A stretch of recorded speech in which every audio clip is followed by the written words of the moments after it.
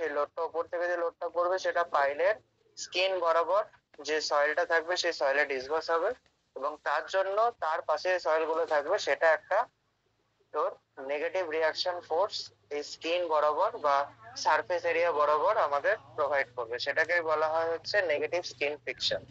ঠিক আছে, এটা হলো ফ্রিকশন পাইপ। আর একটা এই দুটোই মেনলি ইউজ হয়, বাকি নামগুলো জাস্ট একটু দেখে রাখবে। ঠিক আছে, কম্প্যাকশন পাইল, এটা হলো কম্প্যাকশন পাইল, সয়েলটাকে কম্প্যাক্ট করে তার মধ্যে পাইলটা বসিয়ে দেওয়া হয়। তারপরে যে টেনশন পাইল, টেনশন পাইল হচ্ছে তোর উপরে একটা তোর ফার্স্টে বেস করে নেওয়া হয়, সেই বেসের এগেনস্টে আমাদের মানে এটা কিছুটা তুই বলতে পারিস র্যাফট বা ম্যাট ফুটিং এর মতো, একটা ম্যাট বা র্যাফট করে নেওয়া হলো কনক্রিটে, তারপরে তার নিচের থেকে আমাদের পাইলিং করা শুরু হলো। Anchor pile, anchor pile same tension পাইলই, টেনশন পাইল গুলোকে যদি আমরা একটা অ্যাঙ্কারেজ একটা লোড দিয়ে ধরে রাখি সেটা হচ্ছে অ্যাঙ্কার পাইল। তারপরে হচ্ছে আমাদের শীট পাইল, শীট পাইল আমরা জানি। আর তারপরে যে fender pile, fender pile, fender পাইলের আর এক নাম হচ্ছে ডলফিন পাইল। ঠিক আছে, এই হলো টাইপস অফ আমাদের পাইল। তো মেইনলি আমাদের এই দুটো ধরনের পাইল নিয়ে কাজ করতে হবে, একটা এন্ড বিয়ারিং পাইল আর একটা হলো ফ্রিকশন পাইল। এরপর আছে যে মেটেরিয়াল, কি কি মেটেরিয়াল ইউজ করা হয়।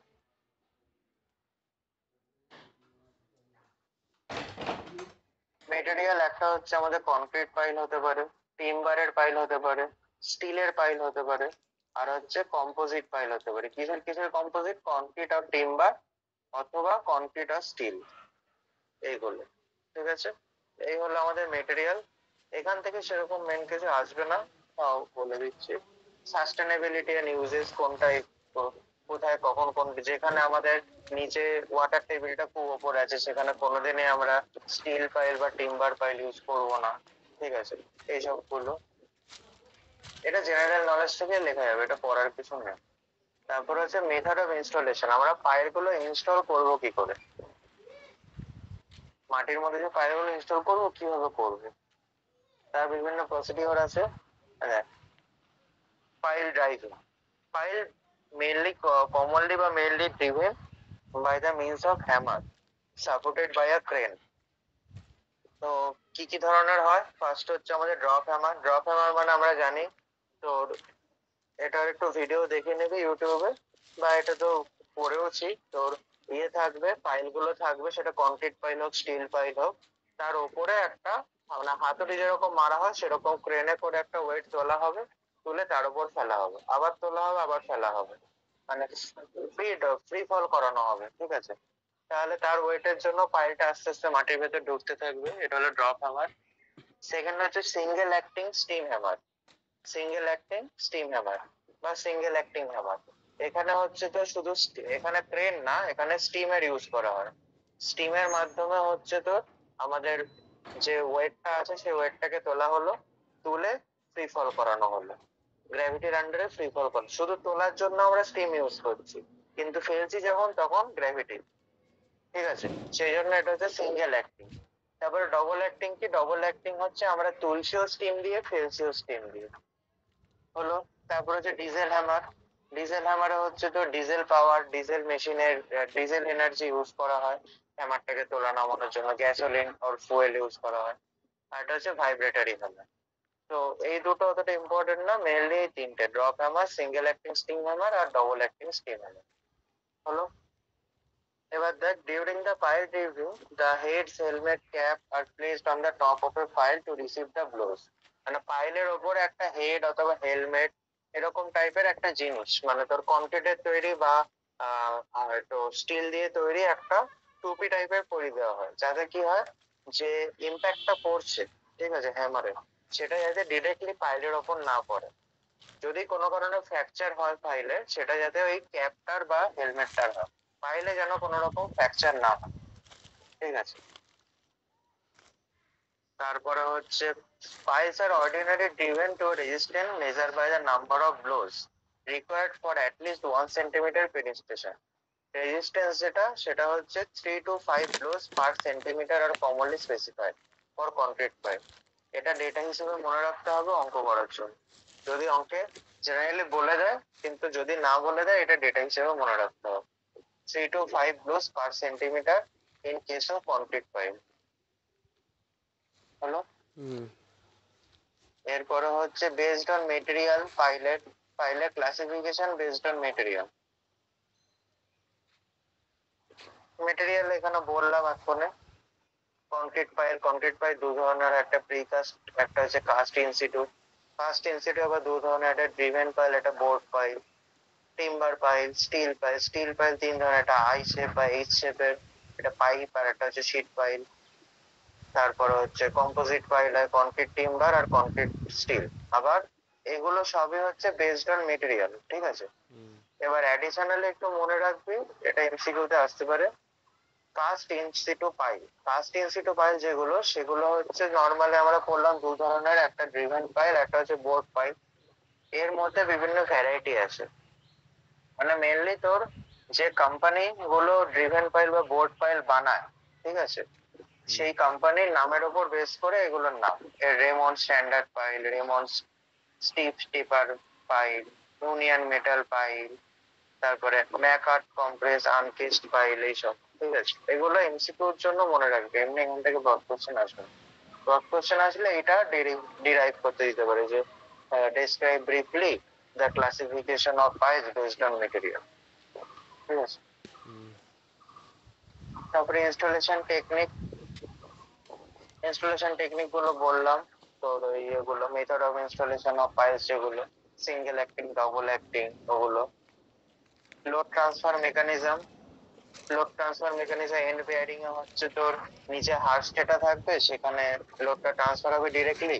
ফ্রিকশন পাইলে হচ্ছে সাইডে সয়েল যেটা থাকবে সেই পাইলের সারফেস এরিয়া বরাবর লোডটা সয়েলের মধ্যে ট্রান্সফার হয়ে যাবে। আর সয়েলটা পাইলকে একটা নেগেটিভ ফ্রিকশন দেবে তার স্কিন বরাবর, সেই জন্য সেটাকে বলে নেগেটিভ স্কিন ফ্রিকশন। হলো? তারপর হচ্ছে লোড ক্যারিং ক্যাপাসিটি, মেনলি হচ্ছে এই জিনিসটা, determination of load carrying capacity of piles by static and dynamic formula as per IS codes. Load carrying capacity বার করার তার মানে দুখানা ফর্মুলা আছে, একটা হচ্ছে স্ট্যাটিক ফর্মুলা, একটা হচ্ছে dynamic formula. Load carrying capacity of pile, তাহলে ultimate load carrying capacity of pile is result, এটাকে কিউইউপি। কিউটা হচ্ছে আমাদের load carrying capacity ultimate pile, U for ultimate, P for pile, ঠিক আছে? It is defined as the maximum load which can carried by a pile and which the pile continues to sink without further increase of load. Allowable load তার মানে হচ্ছে ultimate capacity of pile বলতে আমরা কি বলছি, maximum যে লোডটা পাইলটা নিতে পারবে, এবং যে লোডটা নেওয়ার পর পাইলটা আস্তে আস্তে সিঙ্ক বা সেটেল হতে থাকবে, সেই পার্টিকুলার লোডটাকেই বলা হচ্ছে আমাদের কিউইউপি বা ultimate load carrying capacity of pile, ঠিক আছে? তারপরে the allowable load is the safe load which the pile can carry safely and is determined on the basis of দুটো। তার মানে কিউইউপিটা এটা হচ্ছে আমাদের load carrying capacity, ultimate load carrying ক্যাপাসিটিটা হচ্ছে কিউইউপি। আর যে লোডে তোর ক্যাপাসিটিটা আমরা ডিফাইন করছি সেই লোডটাকে বলা হচ্ছে আলটিমেট লোড। এবার আলটিমেট লোডটা হচ্ছে দু ধরনের, একটা হচ্ছে ultimate bearing resistance driving by suitable factor of safety, অথবা পারমিসিবল সেটেলমেন্ট, অথবা overall stability of the pile foundation. এই তিনটে দিয়ে মানে ওটাকে ডিফাইন করা হয়। এত কিছু মনে রাখার দরকার নেই, জাস্ট মনে রাখবি কিউইউপি কাকে বলে, কিউ এটা কি, ঠিক আছে? আর এবার হচ্ছে তোর লোড ক্যারিং ক্যাপাসিটি ডিটারমাইন করার চারটে পদ্ধতি আছে, তার মধ্যে আমাদের সিলেবাসে দুটো উল্লেখ করে দিয়েছে, একটা ডাইনামিক, একটা স্ট্যাটিক, ঠিক আছে? ডাইনামিক ফর্মুলাটা কি? ডাইনামিক ফর্মুলার একটা হচ্ছে তোর ইঞ্জিনিয়ারিং নিউজ ফর্মুলা, যেটা হচ্ছে আমাদের QA is equal to W into H by F into S plus C, যেখানে QA টা হচ্ছে অ্যালাউয়েবল লোড, আমরা বললাম এক্ষুনি QA মানে হচ্ছে অ্যালাউয়েবল লোড, W টা হচ্ছে weight of the hammer, H টা হচ্ছে হাইট অফ ফল, ঠিক আছে? F টা হচ্ছে ফ্যাক্টর অফ সেফটি, যেটা যদি না বলে দেওয়া থাকে অলওয়েজ 6 ধরে নেবে in case of new engineering news formula. আর এসটা হচ্ছে ফাইনাল সেটেলমেন্ট পার ব্লো। প্রত্যেকটা ব্লোতে কত সেন্টিমিটার বা কত মিলিমিটার করে সেট হচ্ছে, ঠিক আছে। এটা take as average penetration centimetre per blow for the last 5 blows of a drop hammer. Drop হ্যামারের ক্ষেত্রে আমরা এই ডেটাটা নর্মালি বলে দেয়, এস এর মানটা জেনারেলি কোশ্চেনে ডিরেক্টলি বলে দেওয়া থাকে। যদি কোনো কারণে চুলকানি করে তার মানে তাহলে সেই ক্ষেত্রে কি করব, ড্রপ হ্যামার যদি বলে তাহলে লাস্ট যে 5টা ব্লো হয়েছে সেই লাস্ট 5টা ব্লোয়ে কতটা সেটেলমেন্ট হয়েছে বা কতটা সেট হয়েছে সেই 5টা ভ্যালু দিয়ে দেবে, ঠিক আছে। আর তখন আমরা কি করবো, সেই 5টা ভ্যালুর অ্যাভারেজ নিয়ে নেবো। আর যদি স্টিম হ্যামার হয় সেটা ডবল অ্যাক্টিং হোক বা সিঙ্গেল অ্যাক্টিং হোক, সেই দুটোর ক্ষেত্রে 20 ব্লোজ, লাস্ট 20 ব্লোজে কতটা সেট হয়েছে সেই 20 ভ্যালু আমাকে দিয়ে দেবে, 20 ভ্যালু অ্যাভারেজ নিতে হবে। এটা করলে আমরা এস এর ভ্যালু পাবো। সিটা হচ্ছে একটা এম্পিরিক্যাল কনস্ট্যান্ট, সি এর ভ্যালু দিয়ে দেবে, সি এর ভ্যালু দিয়ে দেবে। বা যদি না দিয়ে দেয় সেক্ষেত্রে আমাকে মনে রাখতে হবে সি এর ভ্যালুটা 2.5 হবে in case of drop hammer, আর 0.25 হবে ইন কেস অফ সিঙ্গেল আর ডবল অ্যাক্টিং স্টিম হ্যামার, ঠিক আছে। এগুলো একটু নোট ডাউন করে রাখবি তাহলে সুবিধা হবে। তার মানে আলটিমেটলি আমাদের ফর্মুলাটা যদি আমরা সাম আপ করি তাহলে কি দাঁড়ালো, ড্রপ হ্যামারের ক্ষেত্রে W into H by 6, 6টা হচ্ছে আমাদের factor of safety, into S এর ভ্যালুটা দিয়ে দেবে, ইন্টু প্লাস হচ্ছে সি এর ভ্যালুটা in case of drop hammer 2.5 বলেছে তাই 2.5। সিঙ্গেল অ্যাক্টিং স্টিম হ্যামারের ক্ষেত্রে কি হবে, WH6 সেম থাকবে, এসটাও সেম থাকবে, শুধু 2.5 টা হয়ে যাবে 0.25, ঠিক আছে। আর ডাবল অ্যাক্টিং স্টিম হ্যামার, এখানে একটা জিনিস এক্সট্রা অ্যাড হবে, সেটা হচ্ছে এতক্ষণ আমরা শুধু হ্যামার ইউজ করছিলাম ড্রপ হ্যামারের ক্ষেত্রে, কিন্তু ডাবল অ্যাক্টিং স্টিম হ্যামারের ক্ষেত্রে আমরা একটা এক্সট্রা পিস্টন ইউজ করবো, ঠিক আছে, যার জন্য ওই জিনিসটা নামার পরে যাতে আমরা আবার স্টিমের মাধ্যমে ওঠাতে পারি, ঠিক আছে। তো এখানে ডাব্লুটা যখন নেব, ডাব্লুটা হচ্ছে weight of hammer including the area of the steam hammer, ঠিক আছে, ইন্টু হচ্ছে মেইন এফেক্টিভ স্টিম প্রেসার, মানে ওয়েট অফ হ্যামার প্লাস হচ্ছে area of steam hammer into pressure. তাহলে এরিয়া ইন্টু প্রেসার মানে কি হলো, তো স্ট্রেস, ফোর্স ইন্টু এরিয়া, তাহলে ওটা প্লাস হচ্ছে আমাদের ওয়েট অফ হ্যামার, এই দুটোকে যোগ করতে হবে, ইন্টু H বাই 6, এটা সেম।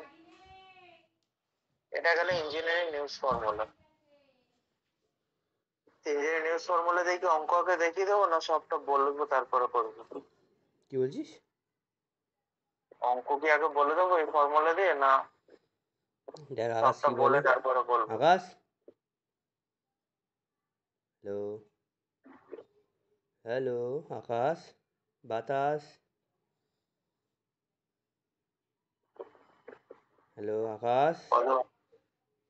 জয়েন আছে।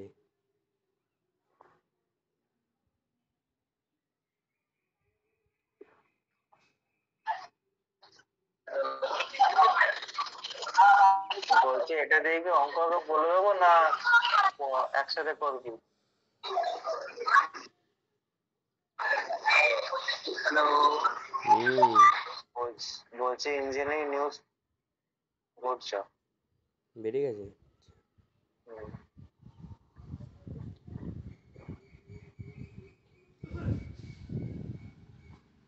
রাস্তায় হয়ে যেতে যেতে পড়া যায় না।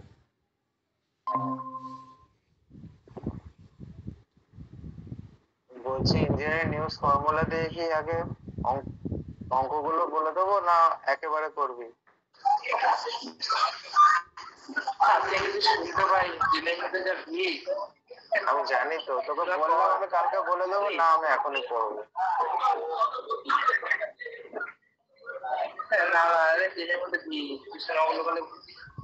তোকে বললাম তো, তোরা কর, ঠিক আছে, ঠিক আছে, ঠিক আছে, ঠিক আছে, সাবধানে যা। ঠিক আছে তোরা কর। আরে তাহলে হাতে আবার এগুলো উঠলো হাতে, ঠিক আছে, রাখলাম। হ্যাঁ,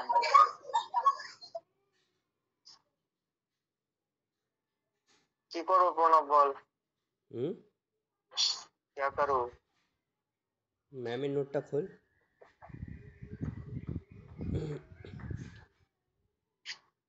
ওখানে এত ইয়ে নেই, কি বলে, এত